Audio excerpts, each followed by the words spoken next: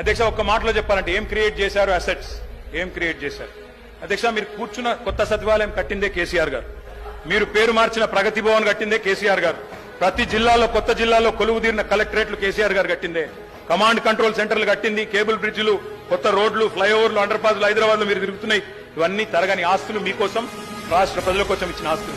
యాదాద్రి ఆలయం నుంచి మొదలు పెడితే అంబేద్కర్ సచివాలయం దాకా మొత్తం కట్టిందే కేసీఆర్ గారి ప్రభుత్వం. అదేవిధంగా అధ్యక్ష 33 జిల్లాలుంటే అధ్యక్ష ఉత్తమన్న నవ్వుతున్నారు. అధ్యక్ష వారు ఉన్నప్పుడు మంత్రిగా సూర్యాపేటలో మెడికల్ కాలేజ్ లేదు అధ్యక్ష. కానీ సూర్యాపేటలో మెడికల్ కాలేజ్ పెట్టింది ఎవరు అధ్యక్ష? కేసీఆర్ ప్రభుత్వం కాదా? నల్లగొండలో మెడికల్ కాలేజ్ పెట్టింది ఎవరు అధ్యక్ష? కేసీఆర్ ప్రభుత్వం కాదా?